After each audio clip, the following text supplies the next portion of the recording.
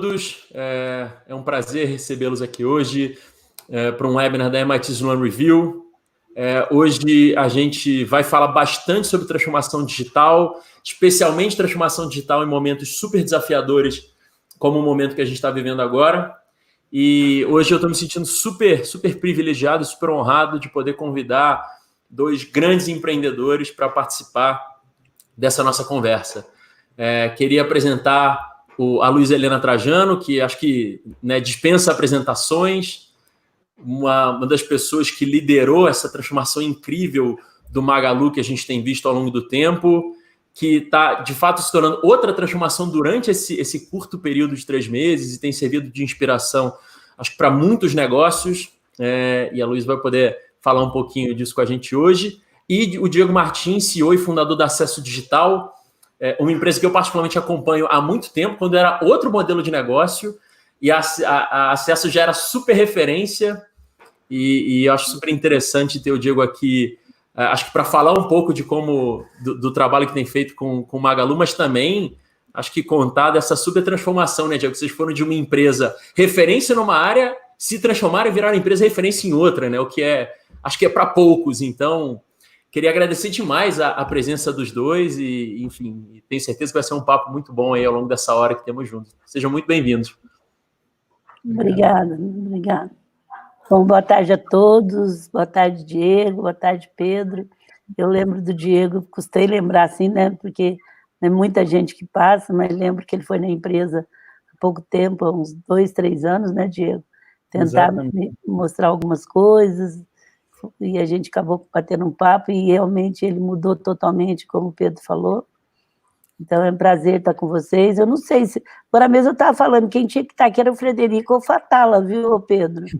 Então, mas a gente vai tentar bater um papo com vocês aí. Prazer estar com o Diego aí. Vamos lá, eu acho que o mais importante é a participação do público, é vocês responder o que vocês querem. Eu não combino nada antes, para mim sair do LinkedIn, eu não gosto, porque eu acho que as coisas precisam ser muito espontâneas. Aliás, eu chego 15 minutos antes, eu chego onde eu vou falar, porque é o dia inteiro eu estou mexendo com isso. Então, assim, mas muito legal, prazer estar aqui, prazer estar com o Diego, que eu sei que é um grande empreendedor, e com o Pedro, que eu não conhecia, mas estou conhecendo agora, né, Pedro? É verdade. Obrigadíssimo, Luísa, obrigado pela presença.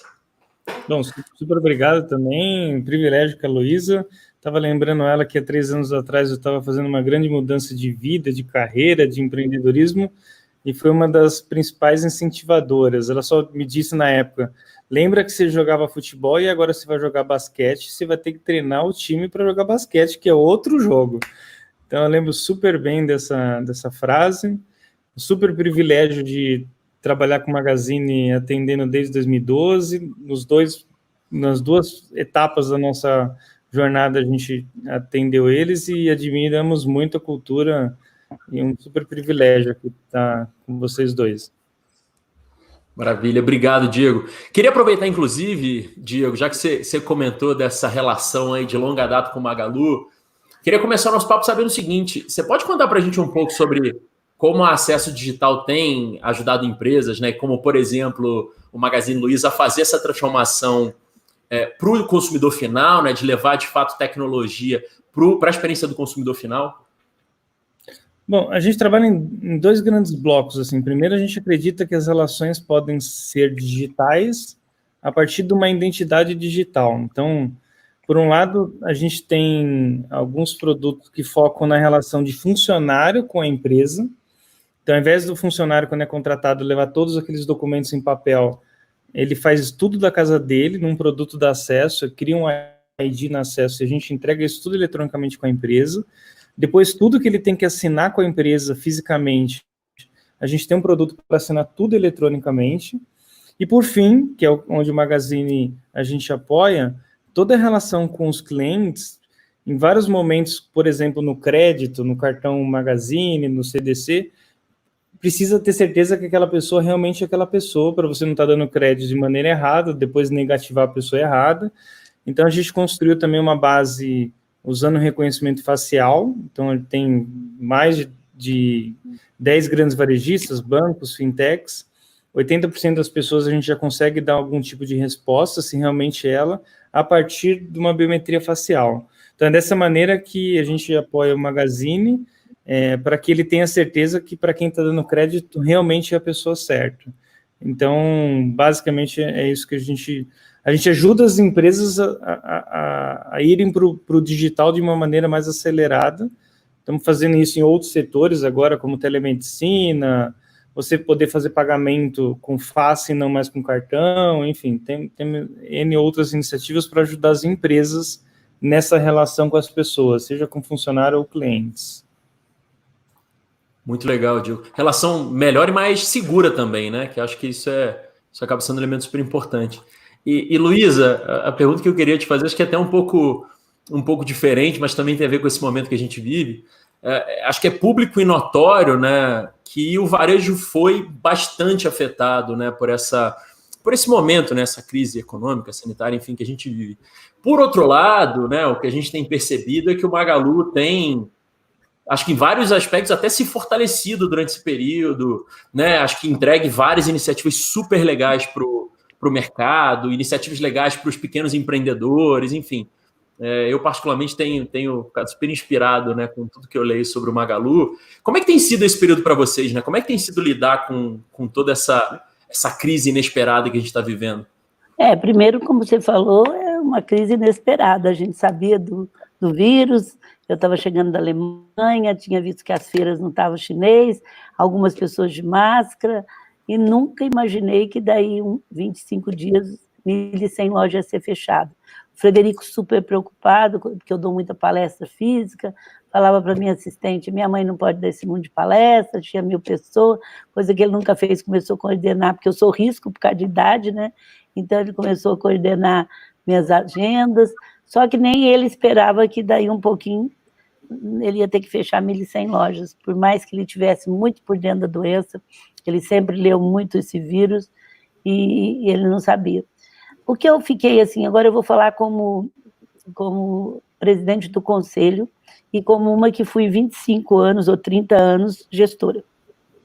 Assim, uma das coisas, Pedro e Diego, quem está nos assistindo, que eu tive mais medo na companhia é de perder o jeito humano nosso.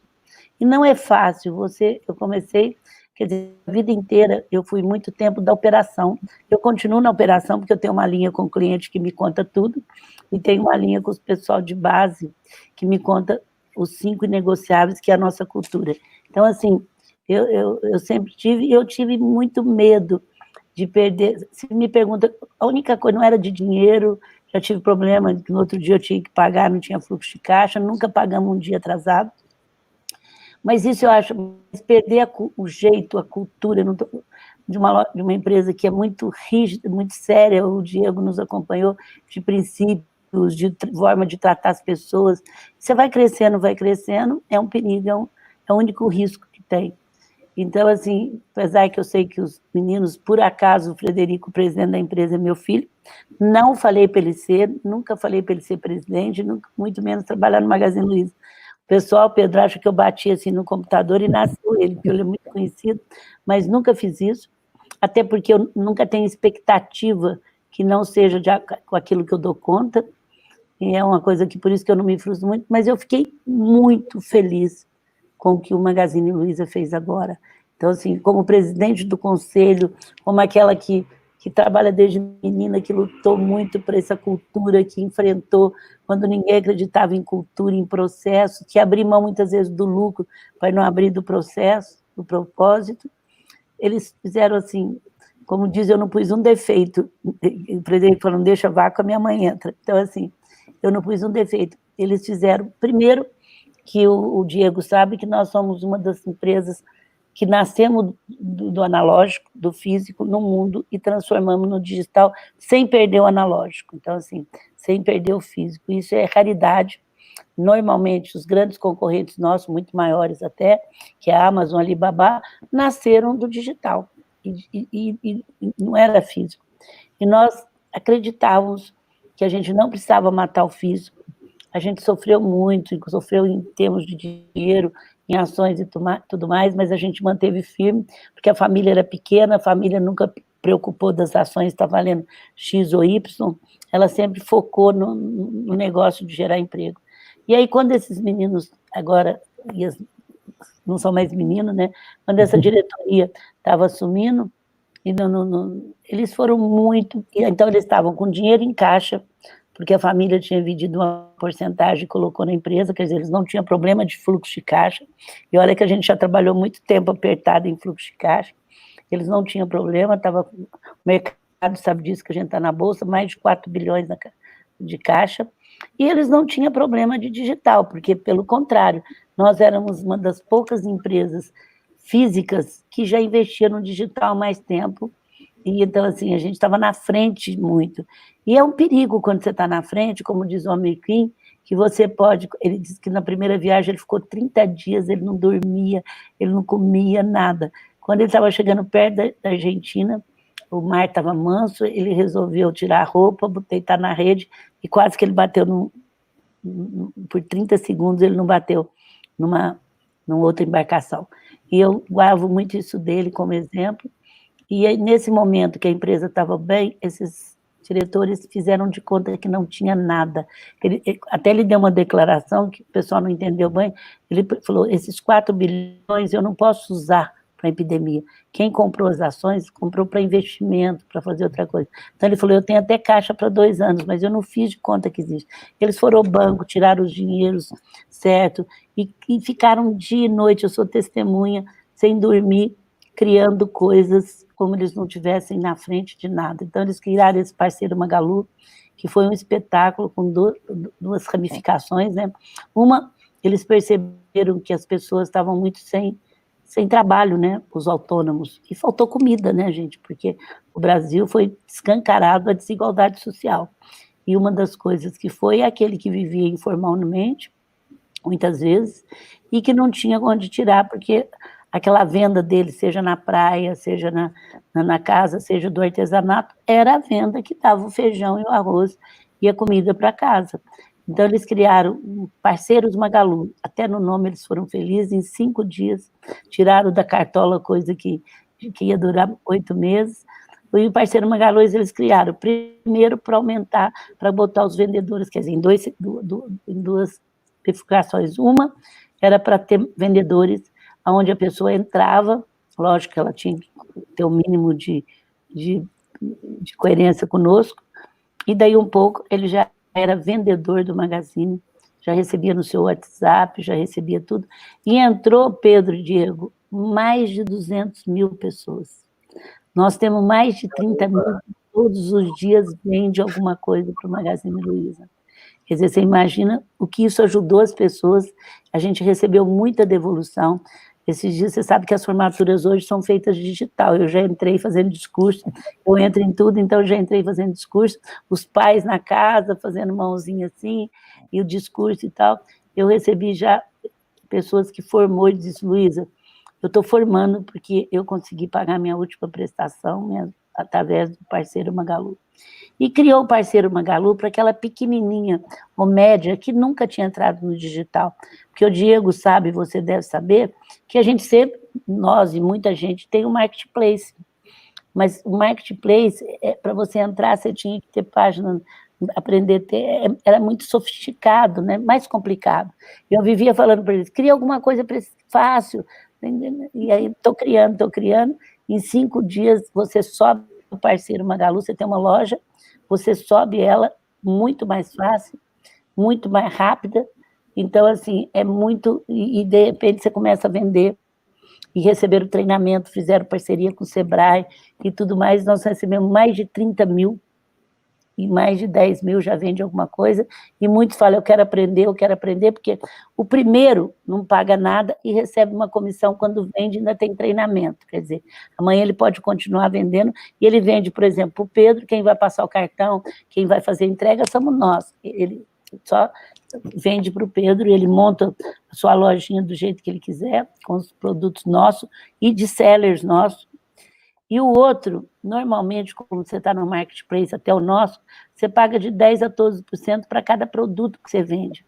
Até isso eles pensaram, durante esses 90 dias de epidemia, você só paga se você vender alguma coisa, como você pagaria uma comissão, a R$ 3,99 durante a epidemia. Então, assim, foi um trabalho, lógico que a gente vai ter resultado, já estamos tendo, mas foi um trabalho pensando na comunidade, pensando no coletivo, que quando você pensa no coletivo, então volta tudo. E eu fiz um trabalho aí, eu entendi que meu papel era muito esse papel de líder cidadã, e eu assumi isso, gozado, que eu falei para o meu assessor de empresa, que tem 20 anos comigo já, falei, olha, se ninguém... E eu nunca procurei uma imprensa, sempre fui muito acessível a quem me procurou, eu detesto esse negócio de botar salto alto, mas nunca procurei ninguém, tinha época, eu falo, olha, agora eu vou dar um tempo, eu falei para ele, se ninguém me procurar, eu vou procurar, porque eu preciso ajudar a pequena empresa.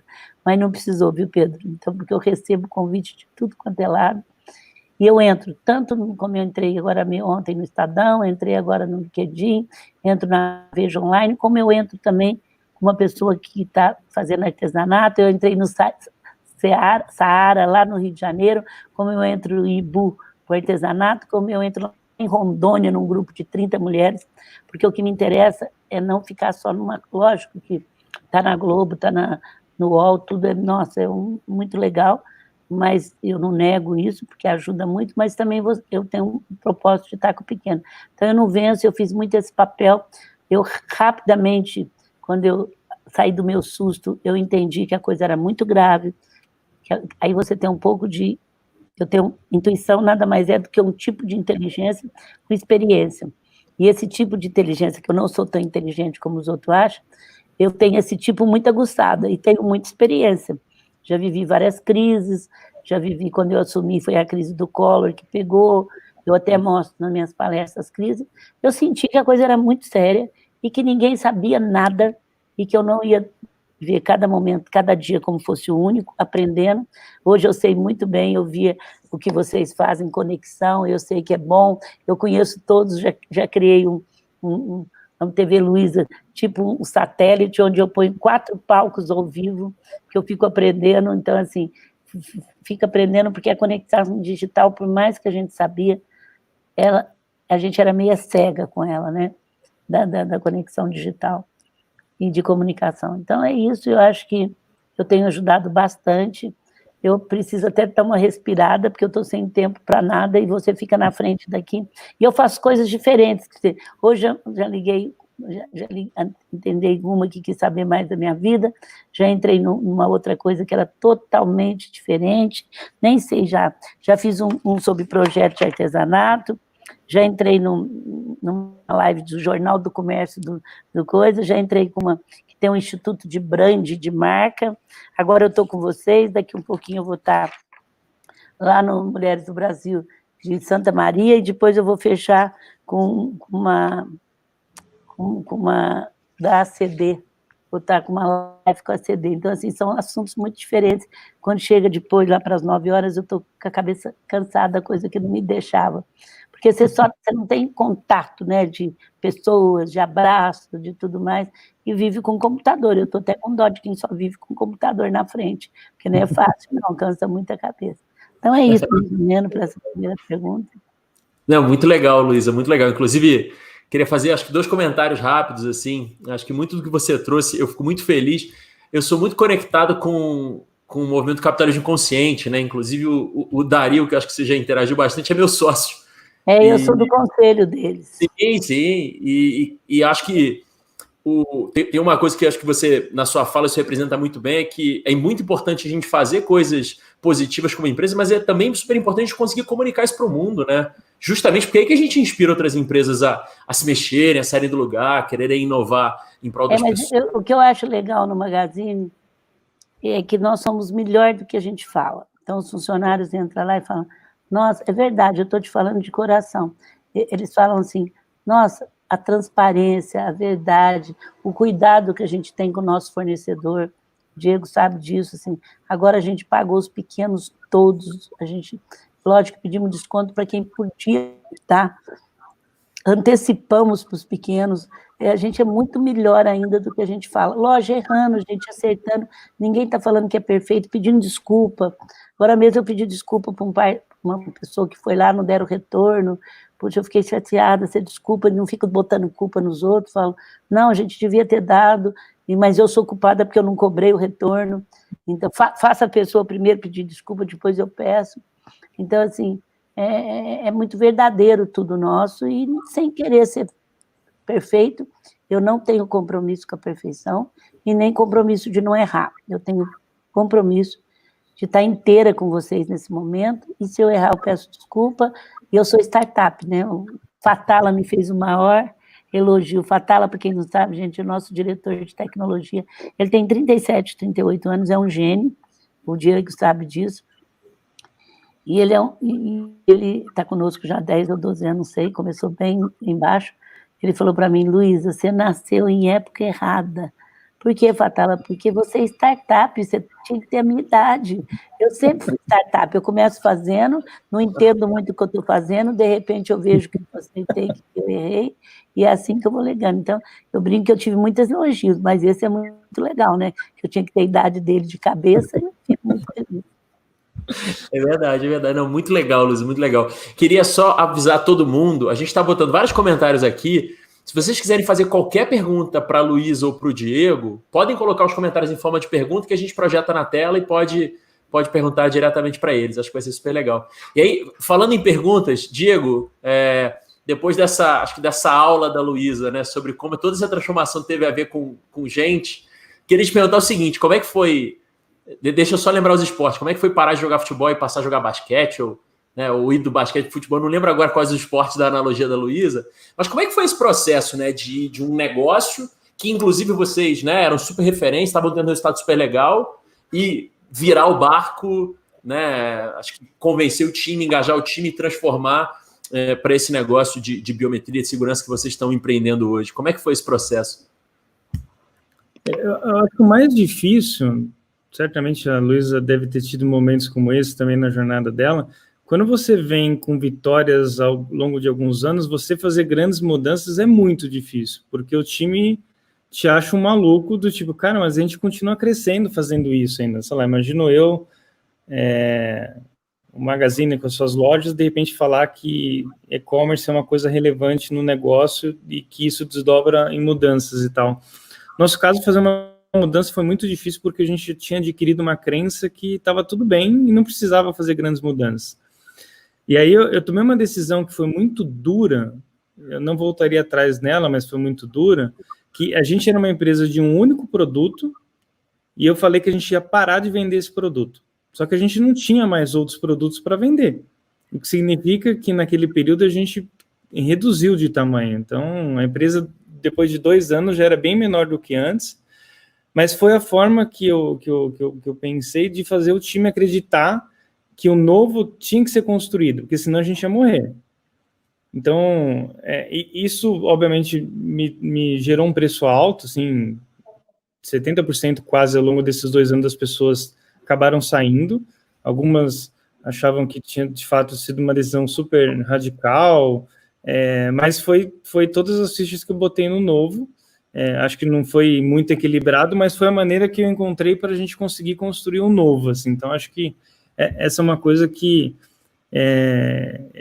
eu me inspirei muito na época do Steve Jobs, quando a Apple estava mal, ele voltou e mandou parar todos os produtos que a Apple tinha feito antes dele voltar e falar, a gente vai focar em poucas coisas e novas. Então, acho que foi um pouco do que eu fiz e enfim, acabou dando certo. Mas eu queria só complementar também, Pedro, até foi uma pergunta que rolou no início sobre a questão do caos, assim. Apesar de eu ter 36 anos, eu fundei Acesso há 13 anos atrás e a gente já passou por 2 crises, 2008, depois 2014 e 15 ali, com a história toda que o Brasil estava vivendo. E eu lembro que em 2008 eu era super jovem, achei que nada daquilo era verdade e, obviamente, paguei o preço. Mas em 2015, logo que começou a crise, eu tive a oportunidade de ter um papo com o Beto Sicupira. Ele falou, cara, eu já vivi muitas crises, é o seguinte, você tem que ser muito pessimista quando a crise começa, mas muito, para reduzir tudo que você pode. Você precisa, nas primeiras semanas, fazer tudo que é ruim, para que em seguida você comece a perceber quais são as oportunidades do que você tem que atacar. Então, quando começou o Covid, logo na primeira semana, a gente fez um plano de contingência brutal, a gente tinha acabado de receber dinheiro de fundo, mas eu falei, gente, um pouco do que a Luiza Helena falou, esquece que a gente está capitalizado, vamos fingir que esse dinheiro não entrou, vamos organizar a casa para um mundo muito, muito pior nos primeiros meses, a gente criou um cenário super pessimista, agimos nas primeiras 2 semanas e foi fundamental para logo na terceira semana a gente começar a perceber as oportunidades que esse mundo, não vou nem dizer novo, esse mundo diferente estava criando. Então, 2 exemplos só. A gente sempre teve muita dificuldade de convencer as empresas a fazerem funcionários assinarem documentos digitalmente. Ou seja, contrato de trabalho, férias e vários documentos. Por quê? Tinha medo de no futuro a Caixa Econômica não aceitar, a processo judicial não aceitar. Só que no meio da crise estava todo mundo em casa. Não tinha como criar logística para assinar um documento em papel. Todo mundo passou a usar. Em consequência disso... Ou não faz, né? Exato. Consequência disso, teve várias pessoas que foram desligadas que a Caixa Econômica tinha um documento eletrônico. Não tinha como não aceitar. Então, assim, esse foi um exemplo de oportunidade que a gente identificou e, putz, deu super certo expandir isso. Outro exemplo, assim, telemedicina. Assim que começou a telemedicina, que foi regulamentado durante a crise, qual foi a nossa maior preocupação? Quem vai ter certeza que realmente é o médico que está fazendo a consulta ali? Quem vai ter certeza que é o paciente daquele convênio? A gente já vê muito problema de troca de carteirinha. Uma pessoa só tem na família, empresta para o outro, até por não ter condições. Imagina na telemedicina isso. Então, rapidamente, a gente varreu esse mercado e falou, putz, usa a nossa base de biometria, que hoje protege o varejo, hoje protege o banco, para ter certeza que o médico é o médico e que a pessoa é a pessoa. E a gente conseguiu viabilizar isso. Outro último exemplo. As pessoas estavam voltando a comprar não querendo tocar em nada. E a gente tem uma tecnologia, a Pernambucanas, por exemplo, é uma que utiliza, que você pode pagar com a sua face. Você chega no caixa, tem cartão Pernambucanas, tira uma foto, você está liberado o pagamento, você não precisa tocar em nada. Então, isso também acelerou no mercado de varejo poder pagar com a face, não mais com um cartão de crédito físico. Mas, assim, o que eu tiro de lição do caos, eu acho, pegando um pouco da pergunta, se eu não tivesse ouvido aquilo que eu ouvi do Beto Secupira naquela época, possivelmente a gente ia esperar para ver o que ia acontecer. Ia ficar sempre com aquela preocupação, será que vai piorar? Será que vai piorar? A gente fez uma lição de casa muito rápido para um pior cenário. No fim, nem aconteceu o que a gente imaginava. Mas nos deu uma tranquilidade imensa para pensar nas oportunidades. Acho que quem foi, né? Luiza falou, Magazine estava capitalizado, mas mesmo assim não considerou isso para tomar as decisões e depois começou a olhar que oportunidades que a crise daria, né? Então, eu acho que o caos ele é bom se você não nega ele. Eu acho que muita gente acaba negando, mas vai melhorar, vai abrir as coisas daqui a um mês, vai abrir bem pior do que era. Então, assim, não dá para você considerar que vai melhorar igual antes. Então, acho que foi assim que a gente lidou com o caos nesse momento de virada aí. Era muito interessante até porque acho que essa tem sido uma pergunta que muita gente tem se feito, né? Como lidar com isso? Eu acho que uma das coisas mais legais disso que você trouxe, Diego, é que todas as estimativas que a gente fez até agora estavam erradas, né? Quantas vezes a gente falou, né? A gente já teve comunicações oficiais falando, não, vai voltar ao normal no mês tal. Chegava no mês tal e empurrava para frente. Chegava no mês... Pedro, deixa eu dar um depoimento, tá? Se a Luiza me permite. A gente projetou um cenário que nossa receita ia cair 50% nos primeiros 6 meses. Ela caiu 95%, mas nos deu uma tranquilidade imensa para o que a gente fez. Mas nesse momento de decisão, eu falei com muita gente, inclusive uma pessoa do Magazine. Falei, cara, o que vocês estão projetando? E ele falou, Diego, nosso cenário pior é setembro abrir as lojas. Falei, perfeito, acho que a gente está alinhado, que por mais que seja melhor antes, você vai se organizar para o pior e vai começar a olhar as oportunidades. Então, acho que empresas, empreendedores, executivos que já passaram por isso antes e têm coragem de não negar, acaba tomando decisões boas para olhar para as oportunidades em seguida, né? Então, acho que isso que acaba ajudando aí num cenário como esse, empresas de cultura forte, né? Certeza.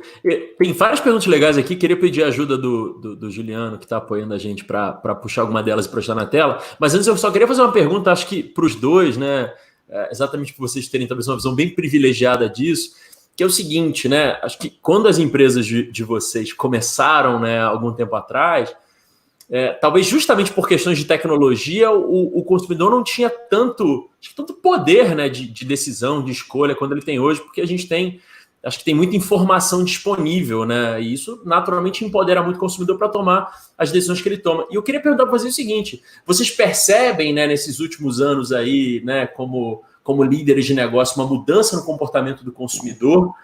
E se sim, o que vocês percebem? E acho que como vocês têm lidado com isso dentro do Magalu, dentro da CES, enfim, de forma geral? Primeiro, eu queria complementar um pouquinho o que o Diego falou. Eu sou muito a favor da gente trabalhar com um cenário muito negativo. A única coisa que a gente não pode é fritar as pessoas, porque normalmente, num caso desse, a gente sai fritando as pessoas. E fritar a pessoa é dar tiro no pé. Então, a minha atitude é: nós temos que vender, porque à medida que vende, então todo mundo se torna vendedor, para que a gente não possa fritar as pessoas. E aí eu acho que as pessoas têm muita dificuldade de partir para a venda em qualquer situação. Eu dei uma entrevista em 2005 para a Veja, Página Amarela, eu não era nem conhecida, eu falo que o pessoal deve ter me criticado até, menina do interior, moça do interior, falando porta, portão, e eu pus na Página Amarela que eu era vendedora e todo mundo passou a ser vendedor. Eu acho muito importante, mas eu quero ressaltar isso, não estou falando que você fez, Diego, mas eu quero ressaltar que a própria, de quem se aconselhou hoje, eles falam que a gente tem que trazer as pessoas que tem que trazer. Então, assim, é uma mudança muito grande, e eu nunca tive que fazer demissão em massa, e eu já vivi todas as crises que vocês pensarem, porque eu trouxe as pessoas, o Frederico fez a mesma coisa, partiu para a venda, partiu para vender bastante, e depois nós, em março, nosso salário foi abaixado até 80%, depois foi dos diretores executivos, depois foi da equipe 20%, para não mandar ninguém embora. Então, é muito importante, eu só queria passar um pouquinho disso, para que, assim, antigamente você ganhava dinheiro aqui, e aqui você montava um instituto, nada contra, os institutos e as ONGs ajudaram muito, mas hoje, aproveitando a tua resposta do consumidor, primeiro quem mandava no mercado era a indústria. Depois quem mandava no mercado era o pessoal de tecnologia. Você não lembra, Pedro, mas você tinha que ter até cartão de coisa para entrar nas salas de tecnologia. Era uma fila de 6 meses, de 8 meses. Quando saía esse projeto, era 8 meses. Em 91, eu tirei todos os analistas de dentro dessas salas de cartão. Falei: vocês vão para a ponta, quase me mataram. Tirei todas as salas em 91, nunca deixei de fazer transformação. E também, assim, cada um faz a transformação da sua forma. Eu gosto muito de fazer assim. Enquanto eu tenho o carrinho do dia a dia, eu ponho um novo carrinho, como eu pus loja eletrônica em 91. Magazine Luiza Price, a sua cidade, a loja do ano 2000. Um dia elas se encontram. Então, assim, quando elas se encontram, agora, por outro lado, ter a coragem de uma empresa que mexe com tecnologia, enxergar que aquilo lá não ia ser legal, e apostar e dar certo, também é muito próprio de gente de tecnologia. Eu estou falando agora de pessoas normais, né? Então, eu sempre falo que você tem duas formas de inovar. Sem tecnologia digital hoje não tem jeito. Duas coisas vão fazer diferença numa empresa: atendimento e inovação. Por isso que não adianta ter só tecnologia se não tiver as pessoas na cabeça, no coração e no bolso, porque você sozinho não consegue crescer sem atendimento. Eu tenho até hoje, eu tenho tudo o que acontece no saque, pessoal, aí eu abro LinkedIn, Instagram, Twitter, o pessoal fala: Luiz, o povo só está reclamando, é porque a gente está com novos sellers. Eu falo: fecha seus comentários. Gente, eu tenho duas coisas: primeiro, eu resgato o cliente, e segundo, pela minha experiência, eu sei onde não está bem na empresa. Então, assim, você tem uma pesquisa constante disso. Então, é muito importante nessa mudança. Depois, quem está mandando no mercado hoje é o consumidor final. E o digital facilitou muito isso, Pedro. E agora tem mais uma mudança. O Brasil, por causa de nível de escravidão, nós tivemos o maior tempo de escravidão, trouxemos o maior número de negros, fizemos uma abolição terrível, que as pessoas saíam sem casa, sem comida, sem dinheiro, sem escola e sem emprego. Foram jogados na rua. Isso é um recurso que a gente tem hoje, 60% dessa. A gente nunca conseguiu tirar essa desigualdade social. O negro, então, pior ainda, que foi jogado nisso. Então, e veio para cá diferente quando a gente pega os refugiados, que a gente quer tratar bem, mas que vieram porque quiseram, foi uma opção deles. não vieram amarrados. E essa herança que a gente teve foi uma herança, ou eu mando e os outros obedecem e acabou. Então, passou aquela fase de você se sentir dono do Brasil. E o que eu estou sentindo agora é que o senso de coletivo aumentou muito. E esse senso de coletivo está exigindo das empresas que ela não demita, que ela tenha cuidado com a sustentabilidade. Isso não vai acabar, porque eu sempre, o Magazine Luiza canto nacional há 22 anos, meus filhos conheceram o Brasil antes de conhecer fora, eu sempre fui apaixonada pelo Brasil, sempre me senti na obrigação de devolver o que eu... Né? Nunca esperei retorno, a gente nunca recebeu tanta devolução, até os clientes que reclamam porque entrou novo seller, eles não sabem tratar. Luiza, mas eu quero continuar, vocês estão ajudando, porque esse consumidor, além dele estar...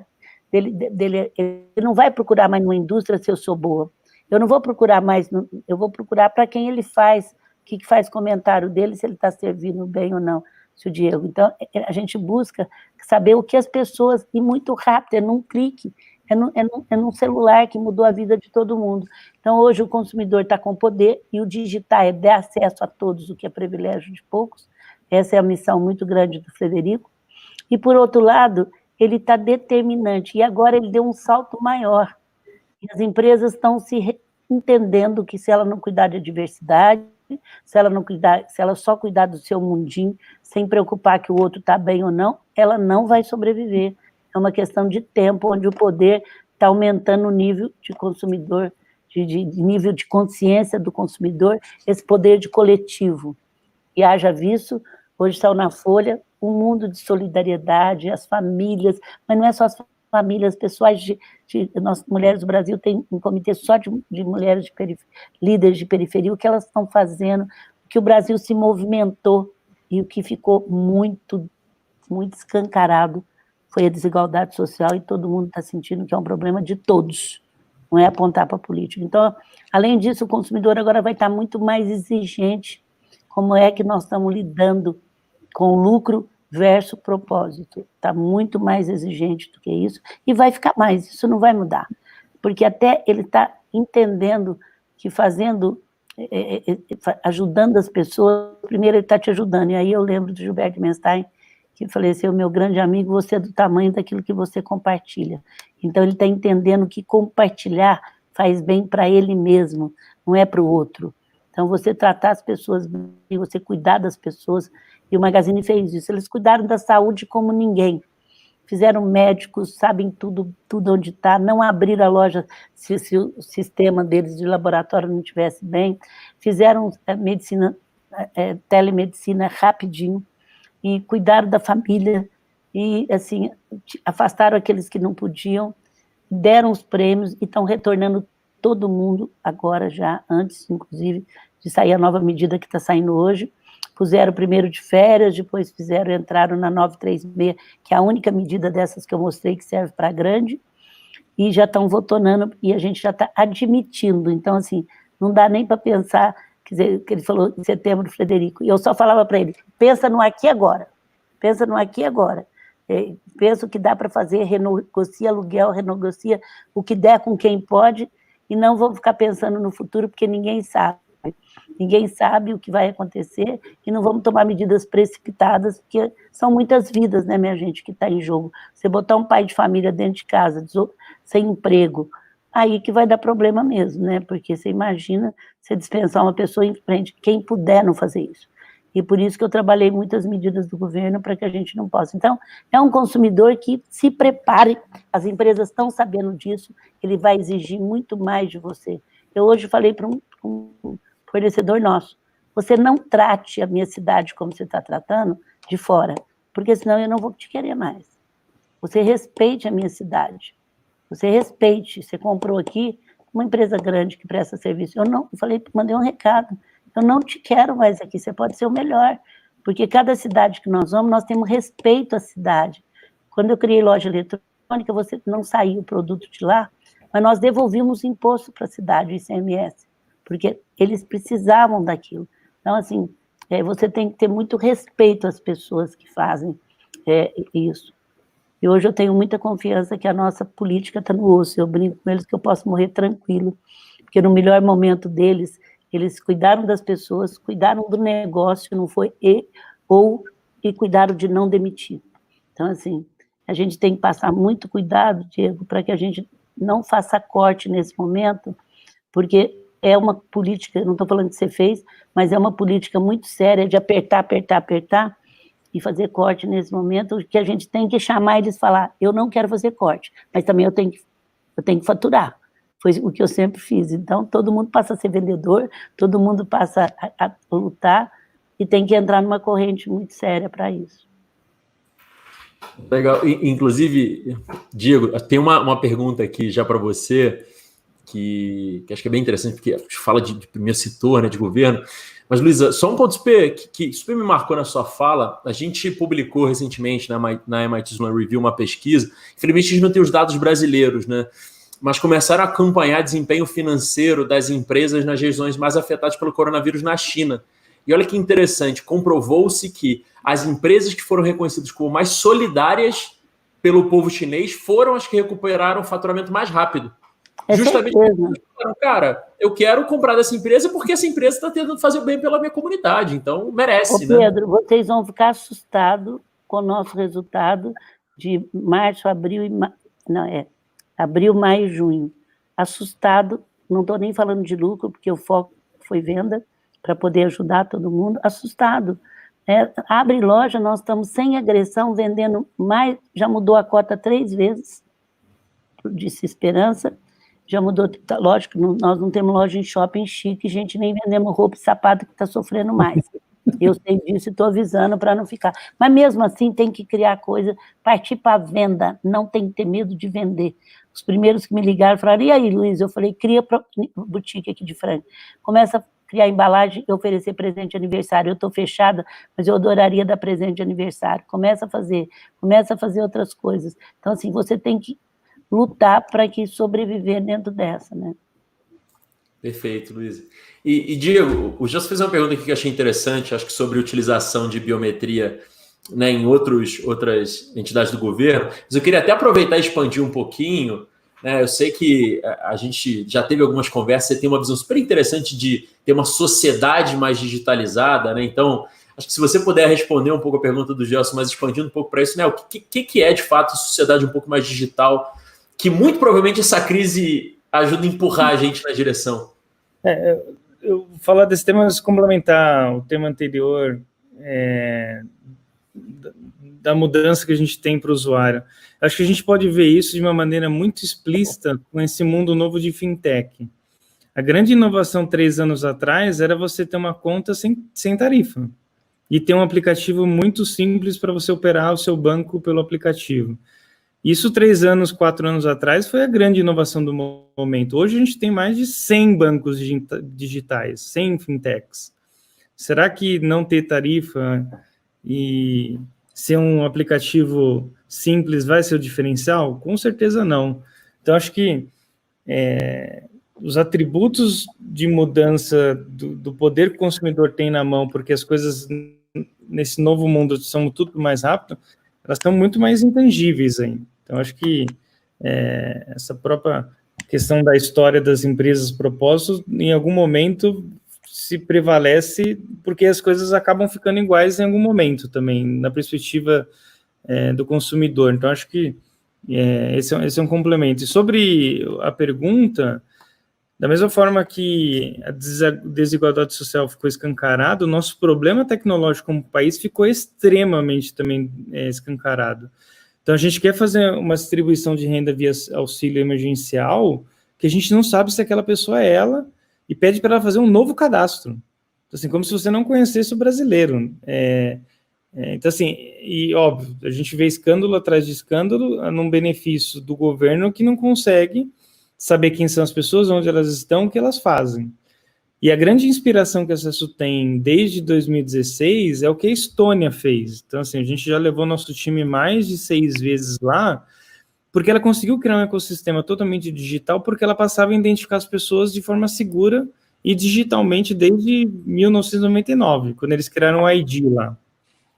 Então, no seu ID, você tem o seu prontuário eletrônico, médico, você consegue se aposentar pela internet, você consegue transferir carro pela internet, você consegue fazer tudo. E o governo estoniano conhece as pessoas. Então, acho que, exemplificando, tá? Acesso nessa crise também ajudou muito essas distribuições de rendas privada. Então, mães da favela, que para ter certeza que o dinheiro chegaria nas mães, a gente passou a autenticar as pessoas para a CUFA, para mães da favela, para ter certeza que era ela, que ela não teria pedido 2 vezes, enfim, ou alguém se passando por ela. Então, acho que o que ficou muito claro no Brasil é que se a gente tivesse uma infraestrutura de identificar o brasileiro de forma segura, a própria distribuição de renda agora seria algo muito mais eficaz. Você não precisaria pedir para a pessoa que está com o CPF vencido ter que ir no lugar físico, com filas e tudo mais. Então, acho que é uma boa reflexão nessa perspectiva tecnológica do país construir uma identidade que identifique de forma segura todo mundo, a gente tem certeza que são elas, quem elas são, de forma integrada, para que momentos como esse a gente consiga fluir benefícios sociais de uma forma segura. A Índia fez isso em 2001, cadastrou 1,1 bilhão de pessoas com biometria, garantindo que os programas sociais vão para as pessoas certas. Então, acho que ficou escancarado também a relevância que a gente tem para identificar as pessoas de forma segura via tecnologia, né? Então, acho que esse é um ponto que também super reforço nesse momento que a gente está vivendo. Posso ajudar um pouquinho? Eu acho que não tem jeito. Ele tá assim. A gente foi na China, a facial é para tudo. Então, assim, o que acontece? De 3% a 12%, conforme o segmento, você gasta só de burocracia no país. Não vai para ninguém. Não vai para o governo, não vai para nós, não vai para ninguém. Pago com o nosso dinheiro, que compra o pãozinho e tal. Não tem. Se o país agora aproveitar a digitalização, e o Diogo está no momento certo, porque a facial, ele teve coragem, né? Porque tem que ter coragem para fazer o que ele fez, e muita inteligência também, né? Para poder fazer o que ele fez, e coragem, porque muitas vezes enxerga, porque ele teve que desmanchar uma coisa e apostar noutra, que ele deve saber o que ele está fazendo. Então, assim, é muito mais simples, gente, e é muito mais seguro. E o digitalização, vamos falar, nós temos imposto alto? Temos, todo mundo sabe disso. Só que a gente tem uma burocracia que não tem cabimento. É o que ele falou, você assina 10 papéis 10 vezes, você tem que ir pessoalmente. Então, e o Brasil precisa entrar nisso agora. Nós, Mulheres do Brasil, que é um grupo que a gente tem, que é o maior, a gente quer ser o maior grupo político partidário do Brasil, nós já temos 45 mil pessoas, e a gente estuda atacado e varejo de 18 itens, inclusive do SUS. E eu já sabia há 3 anos que o SUS é o melhor sistema de saúde, enquanto a gente no varejo ajuda um hospital, ajuda uma escola. Só que agora, o que precisa? O SUS é perfeito, gente, ele não tem um senão, os pilares dele é maravilhoso. O que não tem é gestão. Então, a gente precisa ter gestão de política, nós vamos entrar com políticas públicas para gestão. É uma luta nossa agora. Mas não adianta entrar com isso, Diego, você não entrar com a digitalização junto. Então, assim, ele precisa passar por um processo de digitação, de simplificação, que a digitação, você não pode pegar o que você tem aqui e jogar no digital, você tem que simplificar e digitalizar, e fazer ele funcionar com políticas públicas. Aí fala assim, não tem dinheiro. Falo, primeiro, não adianta botar dinheiro em cima e botar embaixo. Primeiro é gestão. E só vou conseguir gestão se a gente tiver um grupo forte que trabalha, que faz propostas. Nós vamos trazer o Mandetta quinta-feira para esse grupo, nós vamos convidando todos eles para montar um comitê. Eu quero até ver se o Diogo entra nesse comitê para falar um pouco desse facial, que seria uma coisa muito boa. E, assim, é 10% a 12% o que está sendo jogado no lixo. E a digitalização, o Frederico escreveu um artigo muito legal na Folha, no Estadão, onde ele fala isso, o Frederico fala que a grande transformação, inclusive da desigualdade social, vem via digitalização. E a China é impressionante, a gente fica impressionada de ver. Então, assim, a população precisa entender que o digital desburocratiza, diminui custo e faz segurança. E aí ele está num momento muito bom, que é o facial, né? Então ele sabe o que ele está fazendo. Já fiz até te vendi, viu, Diego? Você viu como eu sou boa vendedora? Você até comprou, Luiz, então tá tudo certo. Não, mas mais do que eu comprei, porque interessa por um pedacinho, eu estou te vendendo para o Brasil. É isso aí. Melhor ainda, né? Pessoal, como eu sei que a Luísa ainda tem uma maratona de encontros e lives para fazer hoje, e a gente está perto do nosso horário, queria aproveitar essa última pergunta da Axel Luiz, que eu acho que tem tudo a ver com o tema que a gente escolheu hoje, né? E tem tudo a ver aí com essa postura de vendedora, né? Como você mesmo falou, Luísa, que é, cara, como lidar com essa alta demanda, né? De consumo digital em meio ao caos, né? Como lidar com essa mudança, por exemplo, no caso Magazine Luiza, imagino que aumentou muito a quantidade de transações no digital. Vocês têm conseguido lidar com isso bem? Como é que tem sido esse comportamento? E vocês, Diego, imagino também que mudou muito a natureza das transações de vocês, do tipo de interação que vocês fazem. O que vocês podem compartilhar nesse final do nosso papo? Eu trabalho muito no caos, né? Eu sou caótica, você cria o caos e depois você vai pôr na ordem, Luiz. Então, assim, imediatamente você tem que pôr a ordem. E aí você vê que o saque tem que aumentar, você tem que trabalhar mais as pessoas que estão fazendo. E agora você vê, startup, ele pode responder. Startup não fica pensando muito, não. Ela vai fazendo, erra, redireciona o erro. Agora, o Magazine estava mais preparado para isso, o Diego sabe disso, porque a gente já tinha um volume muito grande. E o que está acontecendo é que esses novos sellers que entram, muitas vezes ele não está acostumado a ter aquele compromisso de prometer, de entregar, de fazer isso. É uma rede social história de reclamação, e a gente está trabalhando muito bem, lidando com isso, e todo dia eu estou com um comitê para dizer, e não fecho isso, porque eu acho que é uma coisa, você vai acertando o que colocou. Mas eu acho que quem estava mais atrás também não conseguiu ter um volume tão grande, porque está mais atrás, mas está aprendendo a lidar com isso, que é isso. Então, assim, eu acho que o problema não é a alta demanda, o problema é a falta de demanda. Eu tenho tristeza da falta de demanda, eu não tenho tristeza da alta. Eu sou vendedora, Heloísa, então eu adoro alta demanda. Eu até perguntei, alta demanda mesmo? Falei, não, adoro alta demanda, meu filho, ela gera emprego, ela faz tudo. Eu não tenho medo de alta demanda, a gente se acerta. A saúde eu tenho medo, e a baixa demanda eu não gosto. Não tenho medo porque eu crio coisa, eu não gosto. No nosso caso, Pedro, como a gente está hoje atendendo várias empresas grandes, varejo, bancos e tal, no primeiro momento foi muito difícil lidar com coisas boas e coisas ruins no mesmo dia em alta intensidade. Então, sei lá, um cliente tipo uma fintech que a gente não conseguia conversar, de repente queria usar a gente ficava super feliz, mas por outro lado, algum varejo que por algum motivo não estava bem, porque não estava tão estruturado no digital, e a gente tinha um super carinho por ele. Então, assim, no primeiro momento, eu acho que foi difícil lidar com a coisa muito boa e a coisa muito ruim no mesmo dia. Então, acho que a gente passou por muitos dias assim.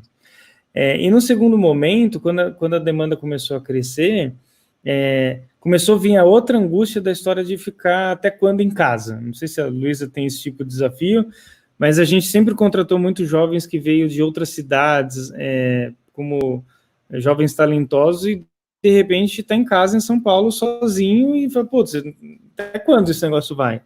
Então, acho que a gente vive uma fase nesse sentido de angústia pessoal e, de alguma forma, a gente tentando ajudar as pessoas. Então, várias semanas a gente trouxe psicólogos para falar com a empresa inteira, o Fábio Barbosa, Frederico Porto, enfim, N nomes, para deixar as pessoas mais conscientes do que estava acontecendo com a gente como ser humano. Então, acho agora, elas, só bem bonitinho, elas poderiam voltar para a terra delas para trabalhar à distância, não poderiam? Poderiam. Que aconteceu muita gente conosco.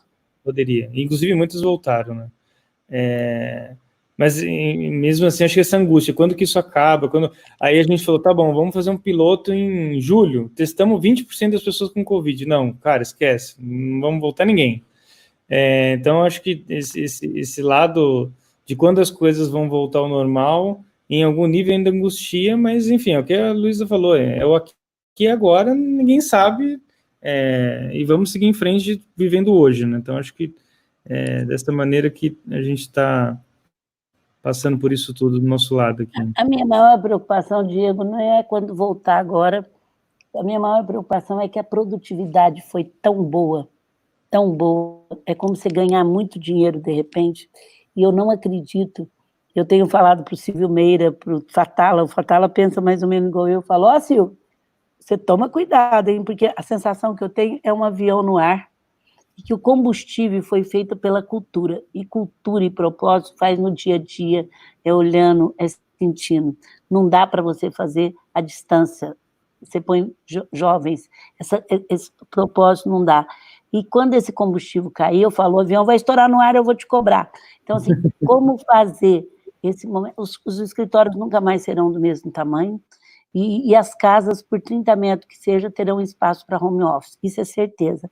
Para mim, Diego, e Pedro, a grande equação está como é que fazer isso. Tem gente que fala, eu só vou voltar só em dezembro. Que bom, tomara que a sua cultura, seu combustível vai dar até dezembro. Nós vamos voltar em agosto, se tudo continuar do jeito que está em São Paulo, e o Frederico fez o seguinte, só vai voltar quem tiver seguro. Quem não tiver, não volta, porque muito medo.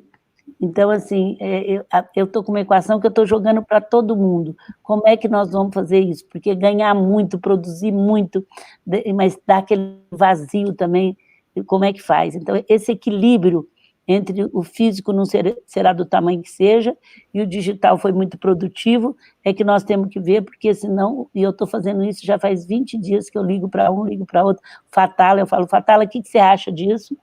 Então, o Silvio me fala, não vai, precisa do humano, de repente ele fala para a gente viver só de digital. Fala, Silvio, se o avião estourar no ar daqui 5 anos, eu vou te cobrar, que eu sou responsável, porque você é muito consultado. Então, assim, eu acho que esse tem que ser o desafio. Eu não tenho receita para isso ainda, até que para o conselho eu comecei a ter algumas coisas, porque também você não vai mandar uma pessoa viajar, ficar 72 horas fora para ver um balanço, o que já foi mandado para dizer sim, eu concordo. Por outro lado, você tem que ter um conselho que trabalhe o estratégico, que tenha cola com a gente, né? Porque qualquer pessoa precisa ter cola. Mulheres do Brasil, a gente precisa ter cola. Então, é um desafio grande agora esse. Só um adendo, Luísa. Eu acho que eu ouço muito isso, você falou que tem gente, não, que fomos tão super produtivos e vai ser para sempre assim. Eu acho que não é nenhuma coisa nem outra, porque a gente está em casa obrigatório, por isso que a gente está trabalhando alucinadamente. Se a gente pudesse sair na rua, eu não sei se seria 100%. E uma coisa que o pessoal está falando, que eu acho que concorda, nessa crise todo mundo está dando o melhor de si. Exato. Quando a coisa acomodar, eu concordo. Mas você concorda que os escritórios também não vão ser do tamanho que eram mais, não vai ter esse investimento? Eu entendo, eu concordo com você. Eu estou falando como que vai ser a equação de ter a cola com a produtividade menor. Então, acho que vai ser uma equação dura. Pessoal, sei que temos uma limitação de tempo, queria agradecer demais. Para mim foi um privilégio e uma honra facilitar essa conversa entre vocês. Na verdade, eu fiquei aqui muito mais ouvindo do que qualquer outra coisa. Foi realmente muito bom. Obrigado. Acho que a gente sai com várias respostas legais, mas essas perguntas que vocês levantaram no final, acho que a gente não tem respostas, vai ter que encontrar elas, né? A gente vai trocando. Eu acho que mais do que uma é essa experiência sendo trocada. Eu só queria fazer um convite para as mulheres que estão nos assistindo. Nós temos um grupo Mulheres do Brasil, que já é o maior grupo político partidário. A gente precisa, nós estamos com 45 mil mulheres, a gente quer ter 60, 70 mil, e a gente tem tudo que vocês pensaram, de tecnologia, de tudo. Então, eu queria que vocês entrassem no nosso site, www.grupomulheresdobrasil.org.br. Não importa, nós temos mulheres de comunidade, para nós você precisa acreditar no Brasil, e cada mulher conta para os maridos e as mulheres aí, para as irmãs colocarem, e a gente tem já os jovens do Brasil, e a gente precisa se filiar, que não seja Mulheres do Brasil, mas vocês precisam se filiar a um movimento sério para poder mudar o país que vem da sociedade civil. Muito obrigada, Pedro, foi um prazer rever o Diego de novo, muito obrigada a todos, comprem no Magazine Luiza, baixe o melhor aplicativo do Brasil, e se tiver reclamação pode mandar para a minha sede que eu atendo. Boa. Maravilha, obrigado, Luísa. Diego, obrigado também. Tá. Palavras finais. Eu super agradeço aí o papo e com certeza também saio aprendendo um pouquinho mais. Já admiro vocês e a Luísa, então, muito legal. Eu agradeço. Pedro, obrigada, Boa. viu? E, Luísa, só para Parabéns. fechar, Você foi um ótimo animador, sim, viu? Você foi muito bom. Você fez a pergunta certa, na hora certa e deixou. Parabéns. Obrigadíssimo, Luísa, Diego, obrigado pela oportunidade. E a todos os presentes, super obrigado por estar com a gente Obrigada, hoje e até a próxima. Diego, vamos conversar Abração. do SUS, hein? Vamos. Tchau, tchau, gente. Luísa.